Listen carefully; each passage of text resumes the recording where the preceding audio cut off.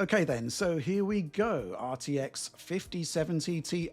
So the video I want to make is all about how this is pretty decent card actually. Right now at least the best you can buy for $750. And if you were thinking about a 5080 at $1,000, well, there's enough here to make you think twice.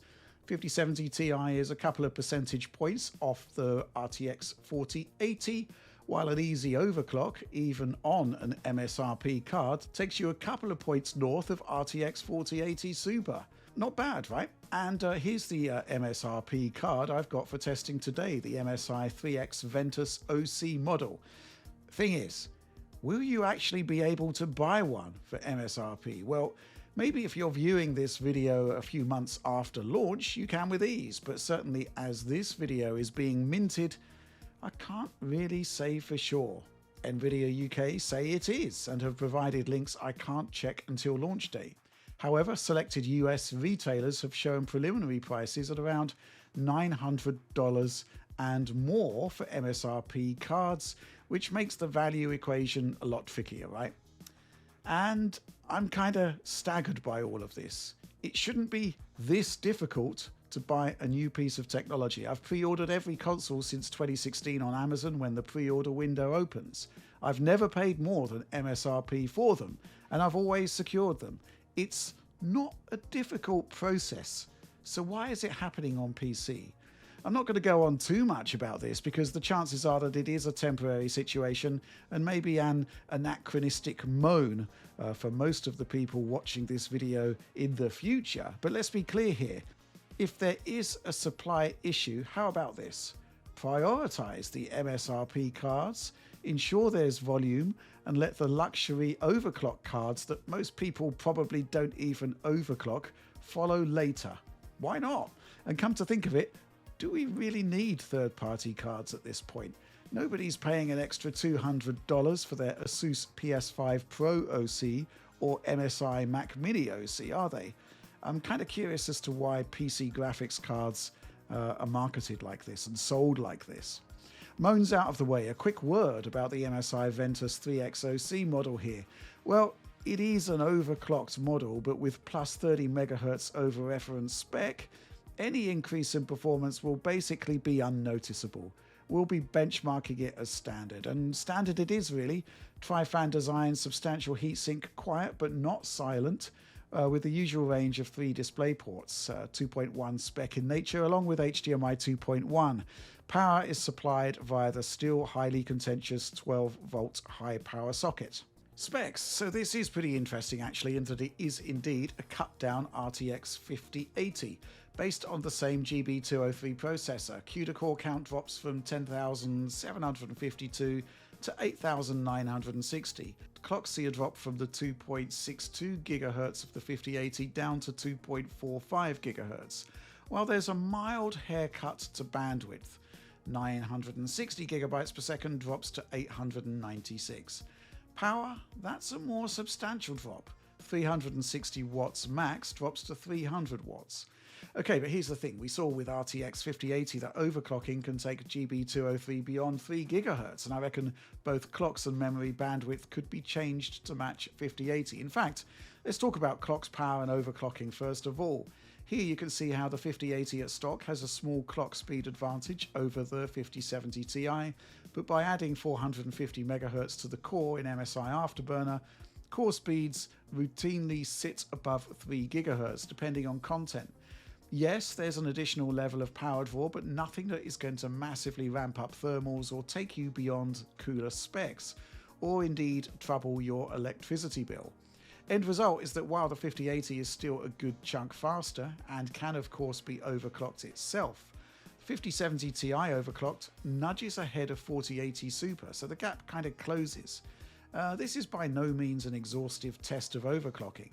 Right now, for reviewers, it's impossible to ramp up power further in Afterburner, which Nvidia says is a bug, but that's the lie of the land for us right now.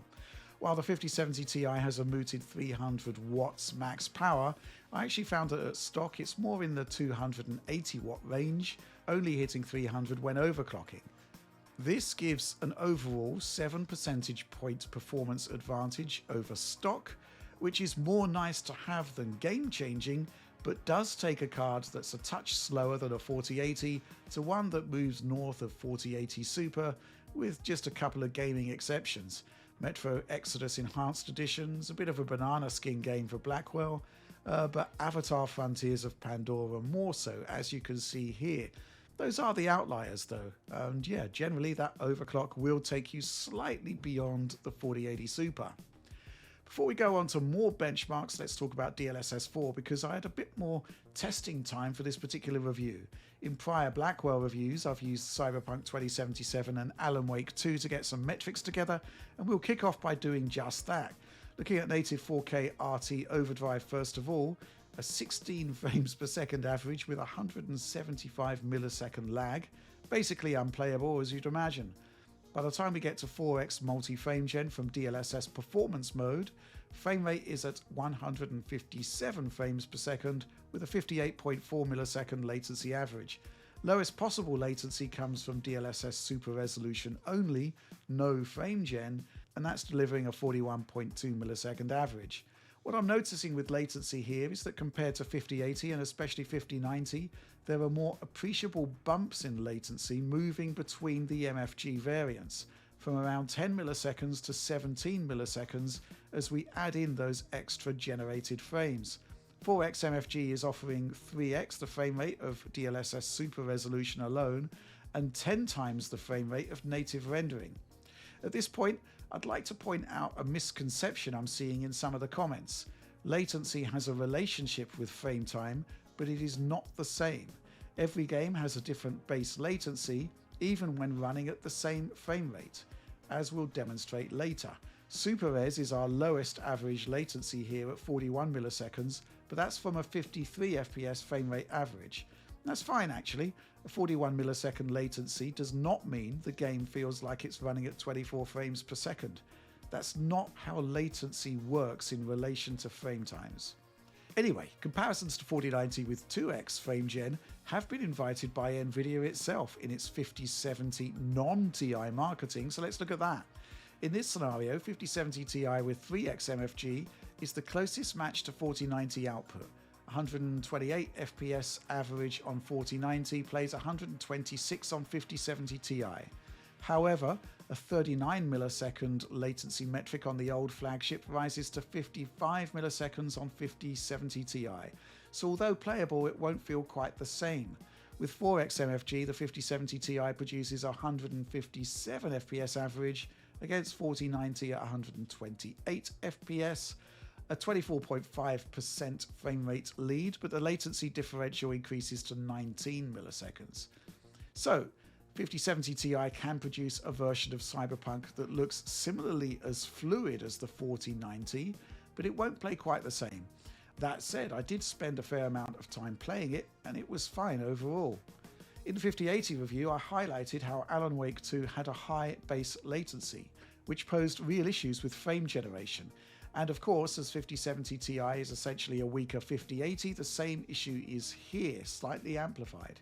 The key to a good experience is ensuring that the base latency is decent before attempting frame gen. Base latency, let me explain that again. It has a relationship with frame time, but it cannot be converted in the way some comment writers seem to believe. Now, I'm going to disregard native resolution rendering for this one in terms of metrics, as the frame rate is ridiculously low, but check out Super Res metrics here. Average frame rate is 59 FPS, higher than the 52 FPS in my Cyberpunk run. However, base latency here is 83 milliseconds versus 41 milliseconds in Cyberpunk. The game runs faster in these clips, but base latency on Alan Wake is already much higher before we factor in frame generation. So by the time we add frame gen, a 109 frames per second frame rate sounds nice, but 106 millisecond latency definitely isn't. Looking at the 4090 comparison, 2x frame gen on 4090 is most similar to 3x MFG on 5070 Ti, 90 FPS on the last gen flagship versus 85 FPS on the Ti. With 4x MFG, the Ti has a 21% frame rate lead, but the latency penalty is huge at 41 milliseconds versus 4090. That's not to say that you can't get a good MFG experience from Alan Wake 2 on 5070 Ti. Keeping the same settings in the game and running at 1440p resolution, perhaps a better fit for the TI in the first place, takes 4 FMFG lag down from 108 milliseconds to 68 milliseconds, essentially a match for 4K on 4090. And you don't need to lower resolution either. Let's face facts, 5070 Ti isn't best of the best hardware, but it is still a capable 4K performer.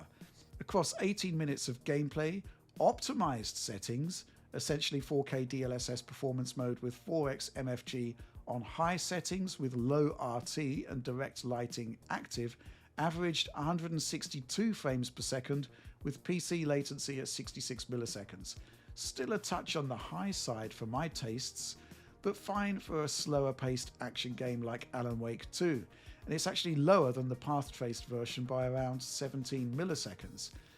So yeah, our aim with optimized settings is always to preserve as much of the high-end experience as possible, but to claw back as much performance as possible as well. And in doing so, latency drops and makes the input lag hit of frame generation less impactful.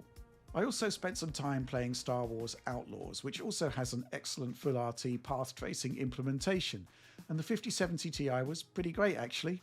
4K output from DLSS performance mode using 4x MFG, all settings maxed, even with ultra full RT. My capture here was around 25 minutes long with a 147 frames per second average. Input lag averages across the whole clip at 50 milliseconds. Again, this isn't super crisp control, but as a means by which to balance absolute state-of-the-art visuals with playable latency and super high frame rate, it works. All gameplay footage here, by the way, was taken with VSync off connected to a 4K 60fps capture card. Obviously, the full experience will be very different on a 4K high refresh rate display. Based on what I've seen so far on high-end games, I'd be using 3x MFG on 4K 120Hz displays and 4x on anything higher, G-Sync on of course. Yes, there are visual artifacts, and the more generated frames there are, the more of them. But the higher the frame rate, the less noticeable they are. Still, the point is that 5070 Ti certainly can deliver a good frame generation experience, but my testing only reinforces my belief that base latency is super important. The lower you can get it, the less impactful the extra lag is. But one thing I do want to stress is that perception of lag will vary from person to person. Some may find the extra lag from frame generation a bit off-putting, others may not notice it at all. Now let's move on to benchmarks. As usual, over on Eurogamer.net, you'll see all the cards we tested and at all of the key resolutions, 2160p or 4K, 1440p or 1080p.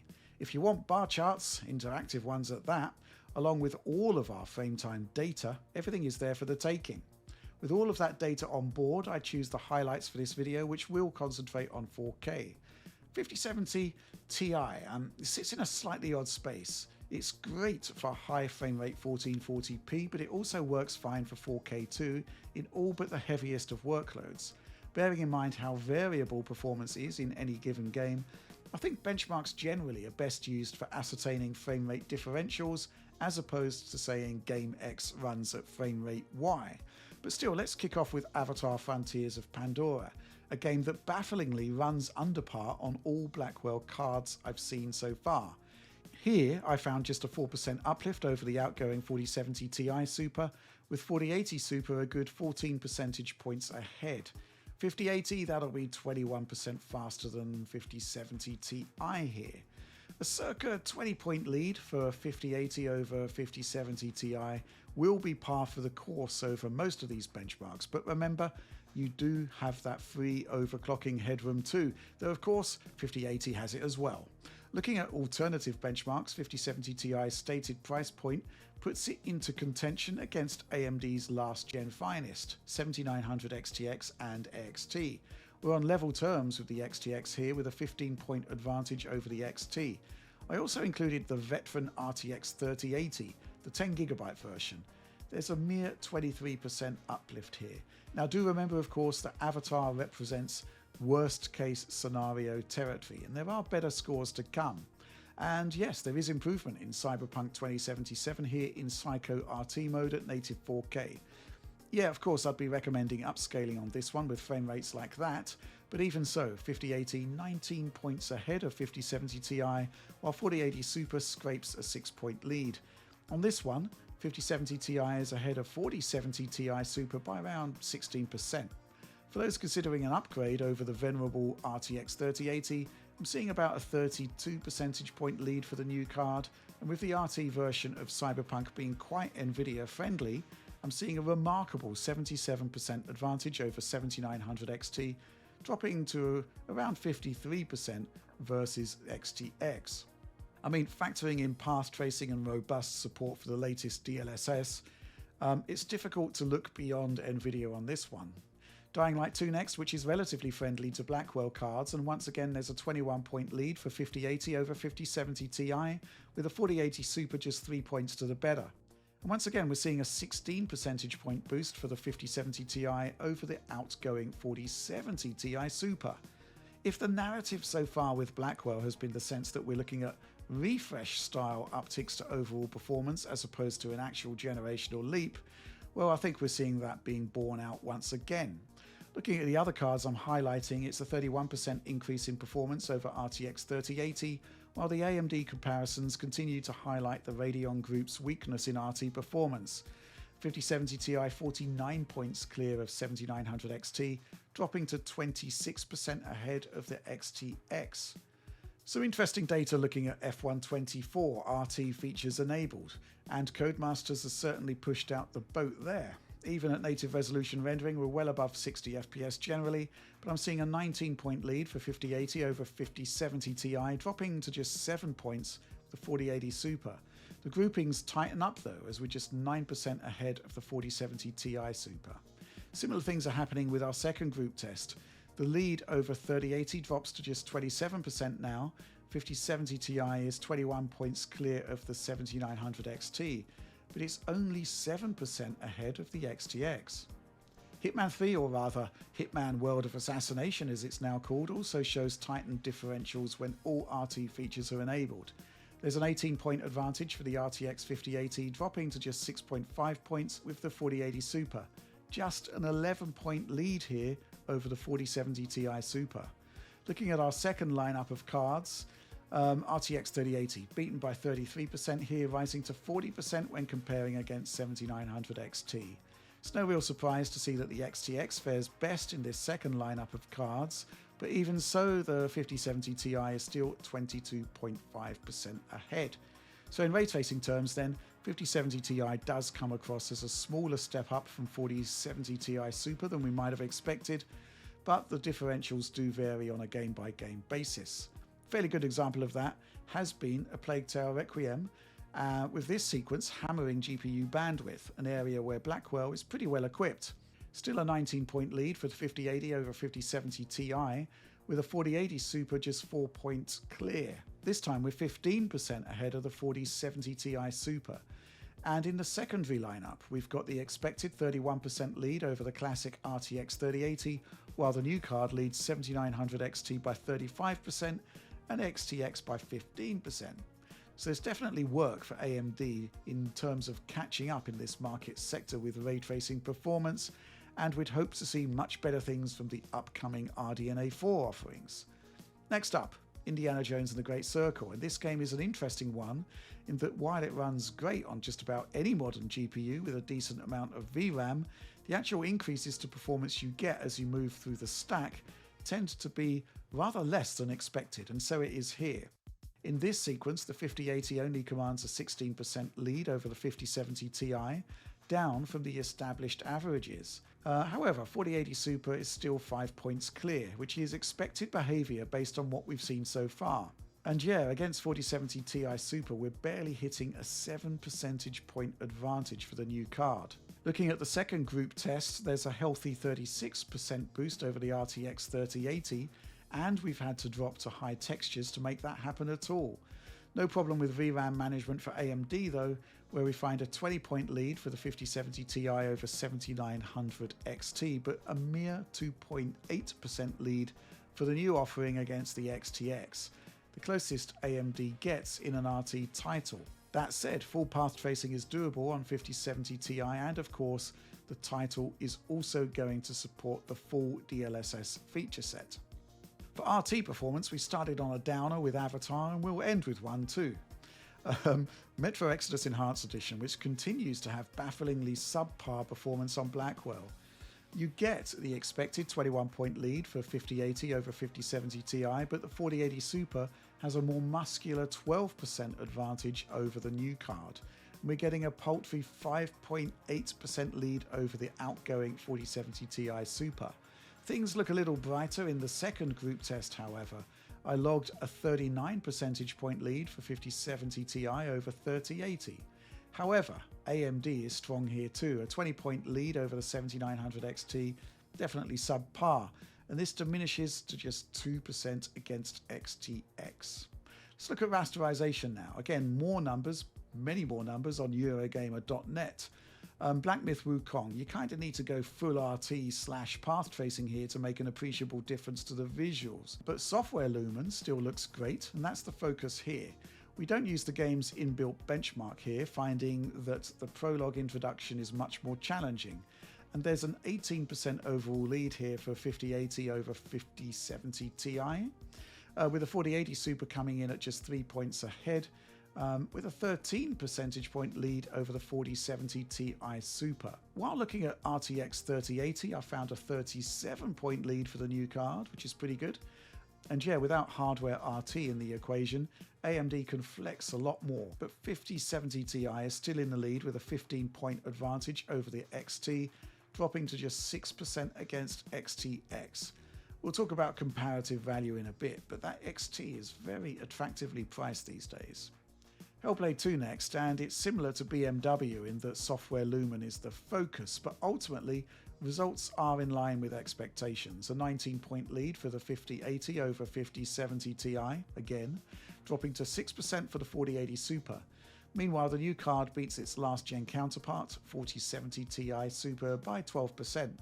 Looking at my secondary comparison points, a 25.5% lead for the 5070 Ti over the 3080, but it doesn't really tell the full story. There's a lot of lurching and stuttering in the 3080 feed here, presumably owing to the hard 10GB VRAM limit, something none of the other cards in this lineup have an issue with. Even so, the numbers aren't so kind to 5070 Ti generally here. There's a 14-point advantage over the much cheaper XT, while the XTX is actually 3.7 points ahead. Finally, the continuing benchmarking enigma that is Forza Horizon 5 on extreme settings with 8x MSAA. Utilization and scalability does weird things on this one, and it does seem to like Blackwell in this particular area of the market. The 5080's lead drops to 16%, while we're actually 5 percentage points clear of the 4080 Super here, which is a first. With that in mind, there's also the best boost versus 4070 Ti Super with a nice 19-point advantage. I also saw pretty much the biggest improvement over RTX 3080 here with a 39.5 percentage lead. Up against AMD, there's a 21-point lead over the 7900 XT, dropping to just 7% versus the XTX.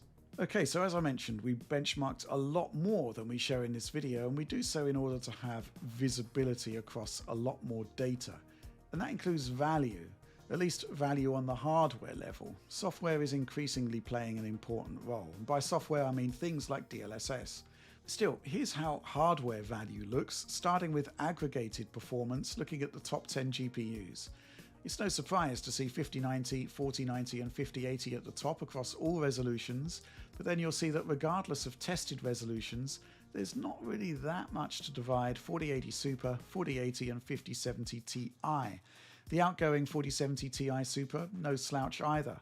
Across 4K and 1440p, you're getting 90% of the performance of the new product. Interesting to note that even at 1080p, the close grouping of products around the 5070 Ti remains in place. It's only really 4090 and 5090 that lose a lot of ground. If we assume that MSRP still means something, here's how the dollars per frame metrics pan out.